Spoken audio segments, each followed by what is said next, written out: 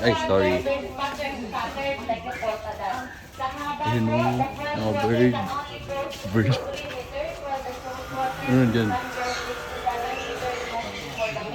That is our quarantine area where we keep our rescued, confiscated, and deleted wildlife animals. Guests are not allowed in there because some of the wildlife are injured and sick. Don't worry, some of the wildlife you can also see that in our nature park, okay? If they are already recovered and they can survive on their own in the wild, we release the wildlife. However, if we prove that they are pet or domesticated already, we cannot release them because they are used to of being taken care of and they can survive on their own in the wild, okay?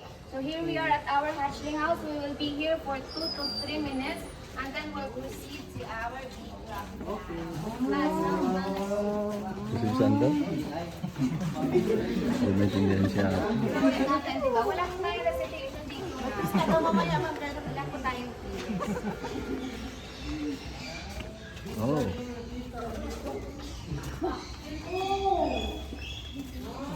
Wala. Wala naman. Ashley.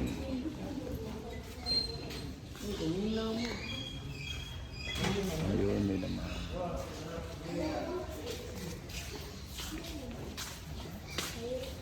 Sapad.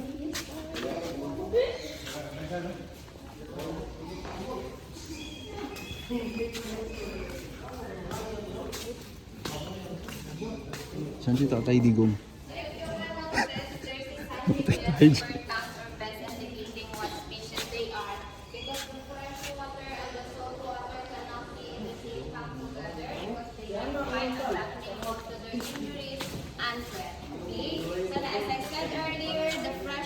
Their spots are aligned, their black spots are aligned in their main area. Pwede bit, magpalit isa.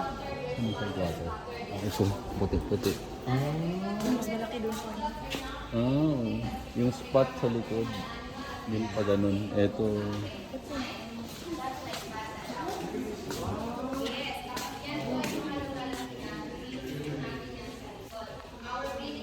Tatay Digong.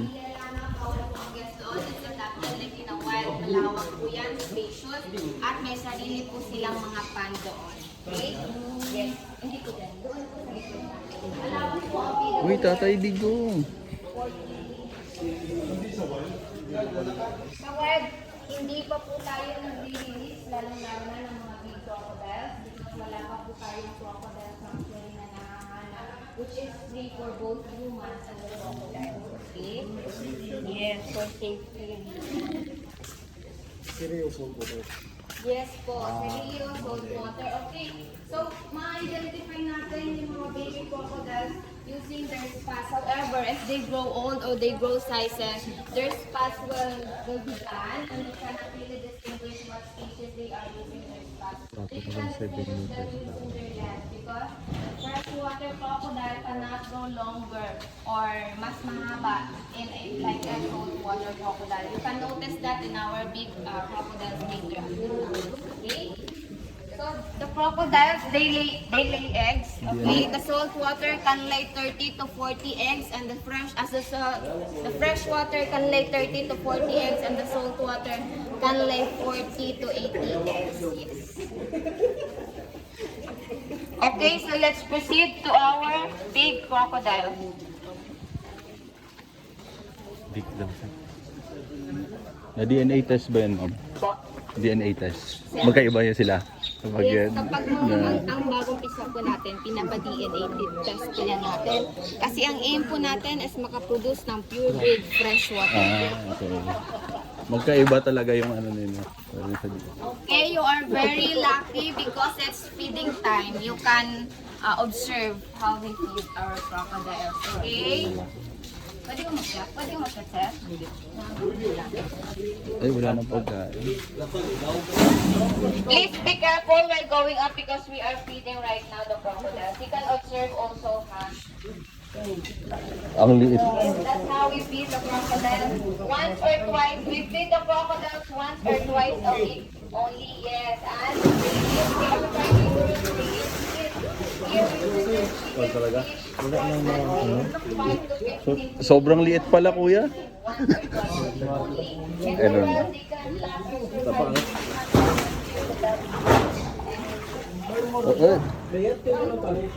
Ang payat naman yan. Mag-diet. Lulok ka na. On your first pen, this is Aklan. The one where we set up. Aklan is Mama, quality of the plan of the former governor.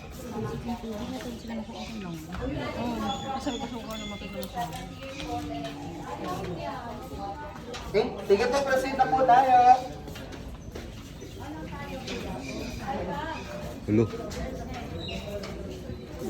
Ang liit naman. Okay. Pero 70 years old ba naman? Ano to? Juvenile. 30 for 3,000 times. Ako puti. Sa buong Malaki buhay po dito. niya, Puro sa Davao. 3,000 times po siya. And then after 2 months, yan po yung hindi po natanggal po nun, mapapalitan din po siya after 2 months. Ay, tinan mo siya, oh. Bilog siya. So that is crocodile.